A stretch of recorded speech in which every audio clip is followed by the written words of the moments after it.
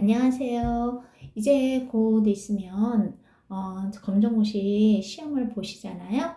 마지막으로 총정리하는 마무리로 제가 학원에서 학생들한테 이용했던 자료를 토대로 간단하게 설명드리고자 해요.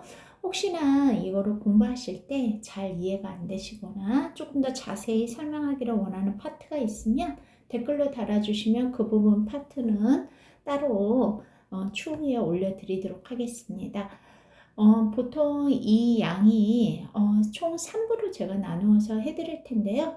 1부부터 이렇게 보시고 마음에 드시면 2부, 3부 연이어서 보시면 되겠습니다. 자, 한번 들어가 보도록 하겠습니다. 오늘은 워밍업 과정으로 해서 시험에 잘 나오는 거 중절, 고절 나누어가지고 조금 해드릴게요. 우선 언어의 특성 1번이 나왔는데요. 자주 나오는 거는 2번, 3번입니다. 그래서 사회성은 사회적 약속이라는 말이 있으면 사회성이라고 생각하시면 돼요. 보통 보기에 이게 있을 거예요. 약속이라는 말이 있을 건데요. 가령 이런 거죠. 제가 사과를 보고 이렇게 이야기를 합니다. 야, 저 전구 참 맛있겠다. 근데 전구라고 하면 사과 파는 아저씨가 이 아줌마가 미쳤나 하는 표정으로 저를 쳐다볼 거 아니에요. 그래서 왜냐하면 사과를 모든 사람들이 그 언어를 쓰는 언중들은 사과라고 말하기로 했단 말이에요. 근데 그거를 제가 뭘로 얘기하면 전구로 얘기하면 어떻게 돼요? 저는 그 사회적 약속을 깨트리는 것이 되는 것입니다. 그래서 약속이라는 말이 들어가면 언어의 특성 중 사회성이 되고요. 역사성이란 무엇이냐면요. 경과에 따라 변화한다고 생각하시면 돼요. 그래서 새로 태어나기도 하고요. 그러면서 서로 언어들끼리 성장하기도 하고 그 다음에 없어지기도 합니다. 가령 예를 들면요. 옛날에는 오래전에 몇십 년 전에는 동무라는 말하고 친구라는 말이 같이 쓰였었어요. 그래서 오히려 동무라는 말을 더 많이 쓰였는데 우리나라가 남한하고 북한으로 나누어졌잖아요. 그리고 북한에서는 동무라는 말을 정치적으로 많이 쓰였단 말이에요. 그래서 남한에서도 의식적으로 동무라는 말을 없애고 친구라는 말을 자꾸 쓰게 했답니다. 그래서 지금은 이제 친구라는 말로 남아있죠. 하지만 이 동무라는 말이 여기에서는 소멸된 거지만 의외로 지금도 아직 남아있는 거가 있어요. 뭐라고 하냐면 여러분 어깨 친구라고 하지 않아요. 그때는 뭐라고 그래요? 어깨 동무라고 하죠. 이런 식으로 아주 근소하게 일부분만 남아있는 경우가 있습니다. 이런 것이 언어의 역사성이죠. 없어지기도 하고 새로 태어나기도 하고 그리고 성장하기도 하고요. 그래서 이 두 가지는 꼭 알아두시기 바랍니다. 간간히 자의성이라든지 창조성이라든지 이런 게 나오는데요. 이런 게 있다라는 것만 한번 생각해 보시면 될 것 같아요. 잘 나오는 것만 좀 해드렸고요. 특히 중졸 검정고시에서는 이거 잘 나옵니다. 그 다음에 2번 보도록 하겠습니다. 음운의 변동 여러 가지가 있는데요. 그 중에서 잘 나오는 거가 다 잘 나오는데 두 개만 해볼게요. 맛만 보여드릴게요. 국외음화 일단 오늘은 국외음화 하나 해드리고요. 비음화 하나 해드리겠습니다. 자, 비음화는 뭐냐면요. 한마디로 쉽게 얘기하면 이거예요. 비음이 아닌 게 비음이 되는 거죠. 우리나라 비음은요. 요거밖에 없어요. 미음, 니은, 이음밖에 없어요. 그러니까 이 말은 뭐예요? 미음, 니은, 이응이 아닌 것들이 미음, 니은, 이응으로 되는 거죠. 뭔 말인지 잘 모르시겠죠? 자, 음운의 변동은 발음하고만 연결이 되는 거예요.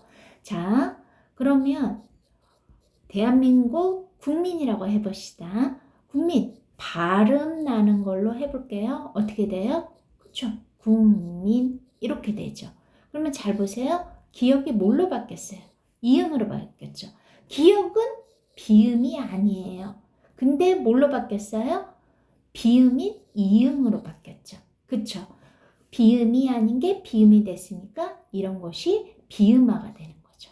이해되셨어요? 하나만 더 해볼까요? 독립 볼까요? 대한독립 만세 3일절도 얼마 안 지났고 해서요. 자꾸 이런 말이 떠오르네요. 빨리 발음할까요? 독립. 이게 이제 발음기호 표시예요. 자, 보세요. 비음은 미음, 니은, 이응이라고 했어요. 미음, 니은, 이응이죠. 그런데 기역은 이 안에 들어가 있잖아요. 그쵸? 비음이 아니죠? 그랬는데 어떻게 됐어요? 이응인 비음으로 변했죠. 리을은 미음, 니은, 이응이 안 들어가요. 근데 어떻게 돼요? 니은이 비음으로 변했죠. 비음이 아닌 게 비음이 된 거는 뭐라고요? 비음화가 되는 거죠. 어렵지 않으시죠? 이번에는 구개음화를 보도록 하겠습니다. 자, 구개음화는요. 디귿이나 티읕이요. 이 모음 앞에서 지읒이나 치읓으로 변하는 거예요. 얘네들은 치조음이에요. 얘네들은 구개음이에요. 얘네들은 구개음이에요. 얘는 치조음이니까 구개음이 아닌 거죠. 구개음이 아닌 게 구개음이 된 게 뭐예요? 구개음화예요. 예를 들면 이런 거죠. 발음해 보세요. 다 발음이라고 그랬죠? 같이. 이 모음 앞에서 티귿이 치읓으로 바뀌었죠? 뭐예요? 구개음화. 이해되셨나요? 하나만 더 예를 들어볼까요? 발음해 보세요. 굳이. 이 모음 앞에서 디귿이 지읒으로 바뀌었죠? 뭐예요? 구개음화예요. 그래서 이 모음 앞에서 디귿이나 티읕이 지읒이나 치읓과 같은 구개음으로 바뀌면 뭐라고요? 구개음화가 되는 거죠. 이해되셨나요? 자, 간단하게 이제 두 가지만 음운의 변동 해드렸고요. 간간히 음절의 끝소리라든지 이런 거가 좀 많이 나옵니다. 이거는 이제 중절하고 고절 둘 다 잘 나오고요. 더 나오는 것이 이제 간간히 음절의 끝소리라든지 그 다음에 유음화라든지 뭐 이렇게 모음조화도 나오고 리을 탈락도 간간히 나오는데요. 그냥 오늘은 좀 잘 나오는 것만 챙겨드렸습니다. 그 다음에 음운의 변동을 알기 전에 음운에 대해서 이런 거를 쭉 알고 있으면 더욱 좋은 거죠. 그래서 여기 보시면 얘만 들어놓으면 아까 비음에는 뭐가 있다고 그랬어요? 미음, 니은, 이응이 있다는 거 아까 했죠. 그 다음에 아까 구개음만 되는 거는 뭐라고 그랬어요? 구개음만은 지읒이나 그쵸? 디귿이 지읒으로 변하고요. 티귿이 치읒으로 변한다. 이렇게 이야기가 요 표를 보면 쉽게 이야기를 할 수 있습니다. 이거는 이제 원리를 좀 가르쳐 주는데 도움이 되는 건데요. 요거는 뭐 이것까지는 잘 모르셔더라도 아까 원리만 조금 알고 계시면 되겠습니다. 역시 이제 모음에 관해서 이런 것도 원리로 알고자 하는 건데요. 이거는 이제 이런 것이 있다라고만 생각하시면 되겠습니다. 제가 정리하는 거는 좀 간단하게 자주 나오는 거 위주로 해드리는 겁니다. 그 다음에 4번 보면 단어 구품사에 대해서 나왔죠. 이거 같은 경우에는 중절, 고절 아주 잘 나오고요. 중절에서는 단골 문제입니다. 그리고 5번 같은 경우에는 문장의 성분이 나왔죠. 요거는 제가 문법 코너에다가 올려놓았습니다. 이것도 아주 단골 문제로 나오죠. 4번하고 5번은 중절에서는 꼭 나오는 문제입니다. 이거 시험 보시기 전에 꼭 챙겨주세요. 5번은 설명이 되어 있으니까 4번만 조금 해드리도록 하겠습니다. 4번도 제가 몇 번 이렇게 여러분들 기출문제 풀이했을 때 몇 번 했었습니다. 쭉 보신 분들은 아실 거예요. 그냥 간단하게 이제 설명을 드리면요.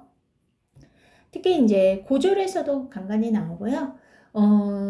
중졸에서는 아주 이거는 꼭 나오는 문제니까 챙기시기 바랍니다. 구품사 아니면 문장의 성분은 번갈아 가면서 꼭 나오거나 요즘 경향으로는 두 가지가 함께 나오는 경우도 있어요. 자, 사물의 이름을 나타내는 거는 명사입니다. 그래서 여러분 명찰을 단다고 그러죠. 호명한다고 그러죠. 이름을 부르는 거 호명이라고 그러잖아요. 명사고요. 명사를 대신해주면 뭐예요? 대명사가 됩니다. 숫자를 배우는 과목이 수학이잖아요. 숫자와 관련된 건 수사예요. 첫째, 둘째, 셋째, 넷째, 하나, 둘, 셋, 넷 이런 거가 되겠죠. 얘네들이 계모임을 했어요. 걔네들 이름이 체언입니다. 문장에 있어서 신체, 몸이 된다는 거죠. 체온에 라이벌이 있어요. 용용 좋겠다. 용언입니다. 물론 활용한다고 해서 용언이라지만 제가 쉽게 외우기 쉽게 말씀드렸어요. 그 다음에 동작을 나타내는 건 동사고요. 상태나 성질을 나타내는 거는 형용사입니다.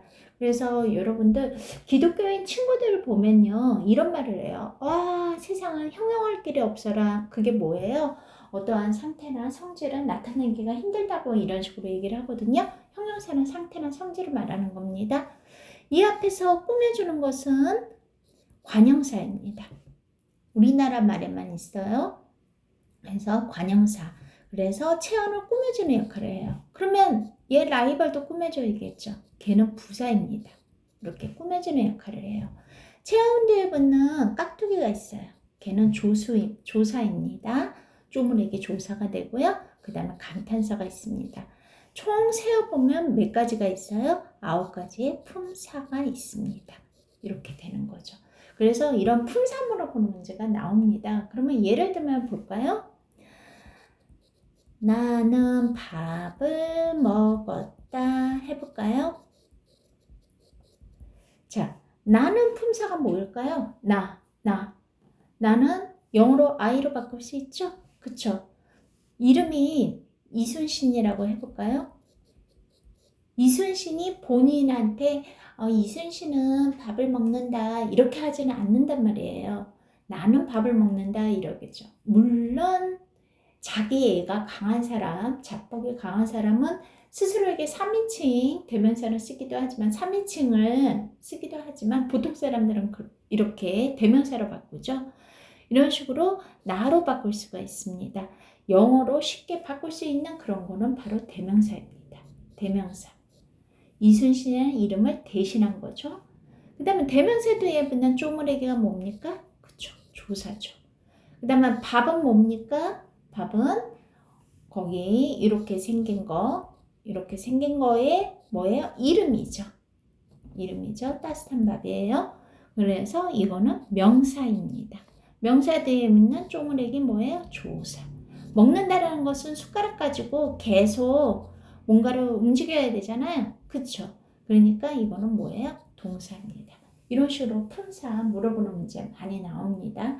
만약에 이렇게 해서 잘 먹었다. 동사를 꾸며주고 있어요. 동사를 꾸며주면 뭐예요? 부사입니다. 이런 식으로 할 수가 있는 거죠. 아시겠죠? 이렇게 해서 품사 물어보는 문제도 매우 잘 나옵니다. 그 다음에 종결 유형 5가지 나오는데요. 종결 유형으로는 총 5가지입니다. 평서형, 뭐뭐 했다, 뭐뭐 한다, 뭐뭐이다 이런 식으로 나올 거예요.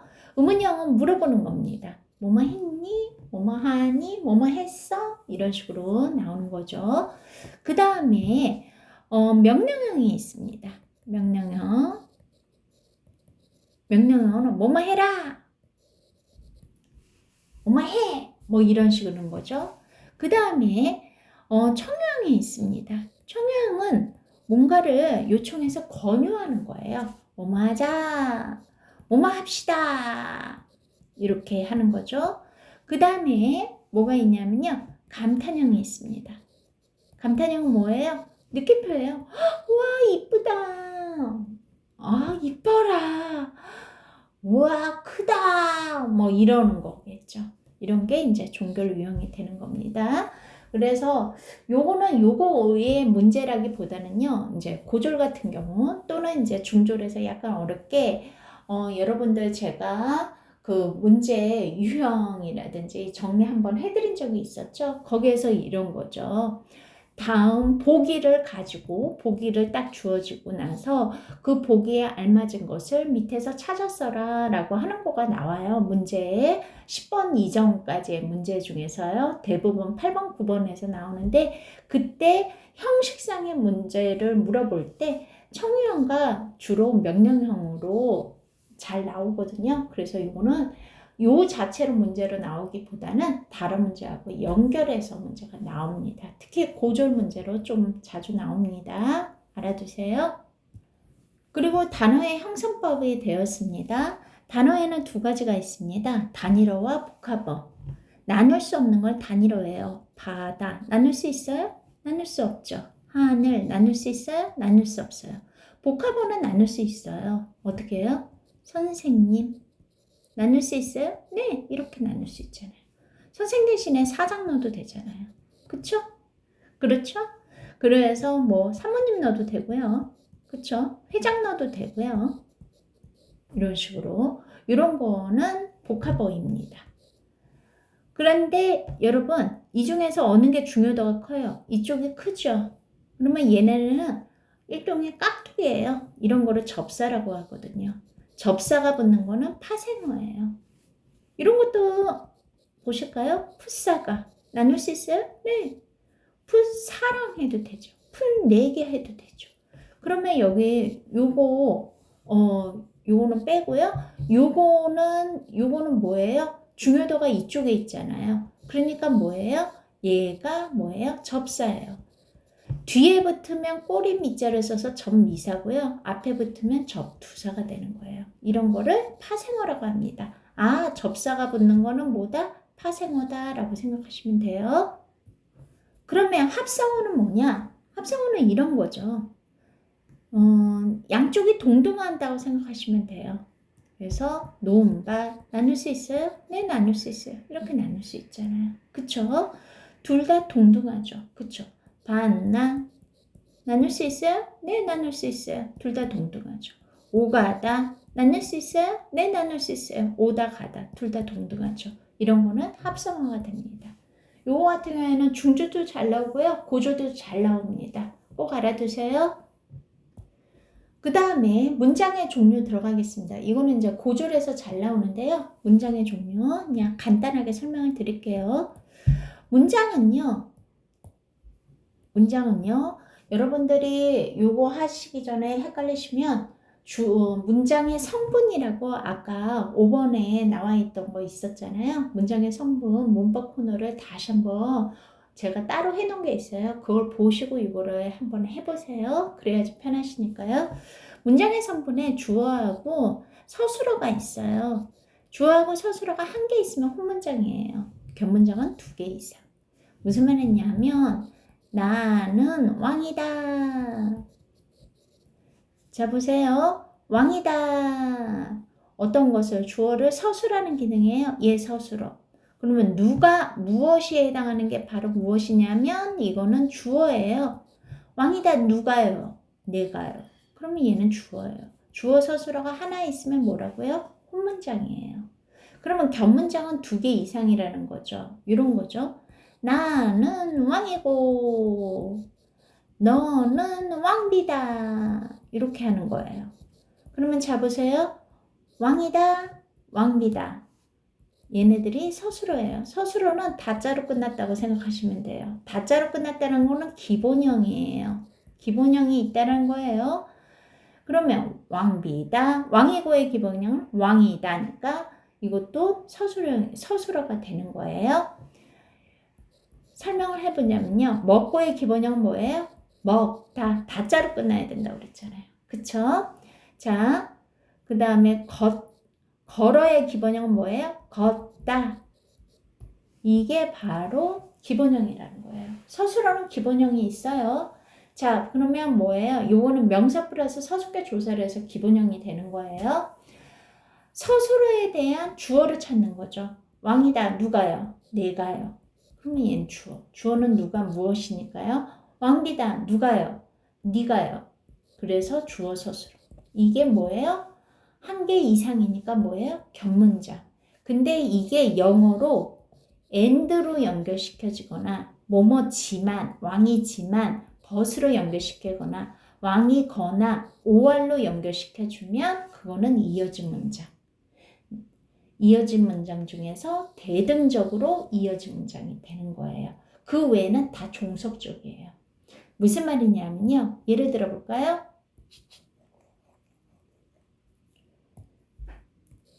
비가 와서 땅이 젖었다. 다자로 끝나는 거 찾아보자고요. 오다, 젖다. 서술어, 서술어. 뭐가 왔어요? B가 무엇이 해당하는 건 주어. 젖었어요. 무엇이 해당하는 거에는 뭐예요? 땅이. 주어. 주어 서술어가 2개 겹문장. 근데 보세요. and로 연결시켜줬어요? 아니에요. but으로 연결시켜줬어요? 영어로 바꾸다고 생각하시면 돼요. 여러분들의 고졸 검정고시니까 이 정도는 영어로 아신다고 하는 판단하에서 제가 말씀드리는 거예요. 비가 오거나의 뜻이 아니니까 5월도 아니네요. 그러면 뭐다? 이어졌는데 뭐다? 종속적으로 이어졌다라고 하는 거예요. 이거는 이제 원인과 결과로 이어진 거가 되는 거죠. 그쵸? 이런 식으로 하시면 됩니다. 이어진 문장은 말 그대로 이어진 거예요. 얘랑 이어졌잖아요. 그러면 얘는 이어진 문장이 되는 거죠. 그러면 아는 문장은 무엇인가? 아는 문장은 좀 종류가 많습니다. 간단하게 설명을 드릴게요. 아는 문장은 문장이 있을 때 문장 안에 뭔가가 안긴 문장이 있는 거예요. 이런 거죠. 나는 소리도 없이 걸었다. 다자로 끝나는 거 찾아보자고요. 걷다, 없다. 찾으셨죠? 걸었다. 누가 걸었어요? 내가요. 그러면 서술어, 얘는 주어. 그쵸? 없어요. 뭐가 없어요? 서술어, 소리가 없죠. 주어. 주어 서술어가 뭐예요? 2개 이상이 있죠. 그쵸? 그런데 어떻게 해요? 얘가 쏙 들어가 있잖아요. 그러면 아는 문장이에요. 근데 뭐예요? 이자로 끝났잖아요. 그러면 뭐예요? 부사절이에요. 명사절은 미음이나 기로 끝나고요. 서술절은요. 그 안에서 찾아보면 되고요. 관형절은 니은이나 리을로 끝나고요. 인연절은 라, 고나 고로 끝나요. 예를 하나 들어볼까요?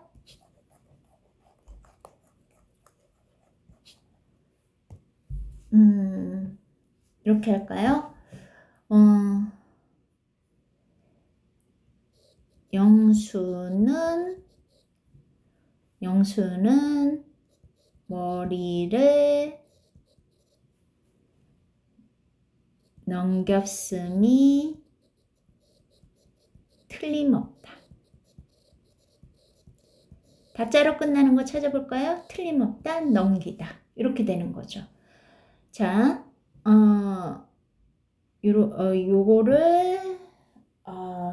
요거를 볼까요? 그러면 자 보세요. 주어를 찾아볼까요? 뭐예요? 영수는, 그쵸? 주어 서술어가 하나 있죠? 그 다음에 넘겼어요. 누가요? 지금 영수가라는 주어가 생략되어 있는 거죠. 그래서 얘가 주어, 얘가 서술어. 그러면 뭐예요? 안에 들어가 있죠. 근데 뭐예요? 미음으로 끝났죠. 그러면 뭐예요? 명사절이 되는 거죠. 이해되셨어요? 여기는 조금 제가 난이도를 높였네요. 어떻게 이제 문장을 쓰다 보니까요. 그래서 주어가 생략될 수도 있는데 그거 잘 찾아서 보시면 되는 거예요. 그러면 서술절만 조금 더 설명을 드릴게요. 서술절. 그녀는 눈이 크다. 다자로 끝나는 거 찾아볼까요? 요거죠. 그러면 이거는 혼문장인가요? 서술어가 하나밖에 없으니까 주어도 하나 있겠고, 그러니까 이거는 거기 뭐죠? 혼문장이라고 생각하는데요. 조심하셔야 돼요. 큰데 누가 커요? 눈이 큰 거죠. 그쵸? 그래서 얘가 주어 서술어고요. 눈이 큰 거는 누구예요? 그녀잖아요. 이게 주어, 얘가 서술절이 되는 거예요. 그래서 얘는 이 자체가 서술절이 되는 거죠. 이렇게 찾으시면 돼요. 좀 어렵죠? 8번은 제가 한 번 더 문법 코너에서 자세히 설명을 드릴게요. 이거는 전체적으로 점검만 해드리는 거니까요. 그 다음에 높임 표현이 있습니다. 높임 표현 같은 경우는 맞춤법 형식으로 나오는데요. 요거는 이제 간단하게만 해드릴게요. 자, 높임법에는 상대 높임법은 거의 나오지 않습니다. 검정고시에서는요. 일단 빼드릴게요.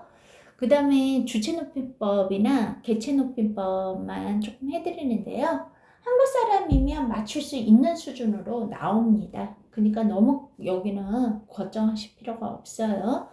가령 이런 거죠. 주체 높임법은 시자가 들어가야 돼요. 그리고 그 다음에 여기에 같은 경우에는 깨서라는 말이 들어가면 주체 높임법이고요. 개천 높임법은 깨서가 아니라 깨가 들어가고요. 특별한 단어들이 있어요. 그래서 여쭈다, 뱉다, 그 다음에 모시다, 들이다요. 조심하셔야 되는 게 여기 시자 들어갔다고 그래서 주체 높임법으로 생각하시면 안 돼요. 얘만 개체 높임법이에요. 이런 식으로 이제 문제가 나오는 거죠. 이렇게 자세히 나오지는 않고요. 잘못된 자음절, 잘못된 성질을 찾는 거 문제로 나오는 거예요. 할머니가 뭐 진지를 먹었다. 이러면 뭐예요? 뭐가 틀린 거죠? 그쵸? 요게 틀린 거잖아요. 어떻게 해야 돼요? 요게 틀린 거잖아요. 어떻게 돼요? 잡수셨다. 요는 깨서 이렇게 나오는 거죠. 깨서가 들어가고 요거는 늘리면 뭐예요? 잡수시었다가 되는 거잖아요. 시자가 들어가야 되는 거죠. 이런 식으로 시자가 들어가야 되는 거죠. 아니면 이런 거죠. 선생님께서 너보고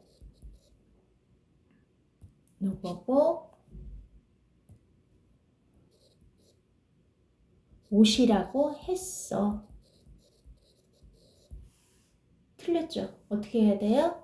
오시라고 하면 너를 높여주는 거거든요. 오라고 하셨어. 또는 뭐예요? 오라셔. 이렇게 되는 거죠. 요거는 굉장히 자주 나오는 선지예요. 반복적으로 꼭 알아두세요. 전체적으로 간단하게 설명을 드렸고요. 좀 더 자세한 거를 원하신다 그러면 이렇게 넘버를 얘기를 해주세요. 그러면 그에 관한 거 댓글로 달아주시면 그에 관한 거를 제가 따로 문법 코너에서 다뤄드리도록 하겠습니다. 그래서 만약에 문법이 정말 어려우신 분들은요. 원래 이렇게 하면 안 되겠지만 이거 이제 편법을 가르쳐 드리는 건데요. 정말 어려우신 분들은 문법이 다 합해봤자 많이 나와봤자 5문제 안 나오거든요. 보통 3-4문제에 나와요. 그래서 그걸 과감하게 포기하시고 나머지에서 점수 얻으셔서 평균 60점을 만드셔도 돼요. 너무 어려우시면요. 지금 한 달 정도 남았다고 생각하신다면 조금 힘드신다고 생각하면 그렇게 과감하게 하셔도 돼요. 그래서 어차피 검정고시는 합격을 위한 시험이기 때문에 물론 이제 대학 가실 분들은 고득점을 얻으셔야 되겠지만 등급을 따시려면 그런데 합격을 위한 시험이기 때문에 잘 판단하셔가지고 요즘은 게다가 평균 60점만 넘으면 되거든요. 예전에는 각 과목마다 과락이 있었어요. 근데 요즘에는 평균 60점만 넘으면 되기 때문에 한 달 정도 남았으니까 자기가 현명하게 잘 판단해서 어느 부분을 더 공부했을 때 점수가 확 올라간다 그러면 그쪽에다가 더 비중을 두셔도 돼요. 그리고 죽어도 안 된다라는 거에 너무 연연해서 스트레스 받지 마시고 다른 쪽에 특히 암기 과목 같은 거는 외우는 거에 따라서 얼마든지 올릴 수 있으니까요. 그렇게 하셔도 됩니다. 국어 같은 경우에는 제가 요령을 가르쳐 드리는 거고요. 그 다음에 특히나 이제 중졸 같은 경우는 아까 4번, 5번 문제는 꼭 나오는 거니까 그거는 확실하게 이해를 해주시길 바랍니다. 좋은 결과 있으시길 바라고요. 그 다음에 반응이 좋으면 2부, 3부도 제작해서 올리도록 하겠습니다. 수고하셨습니다.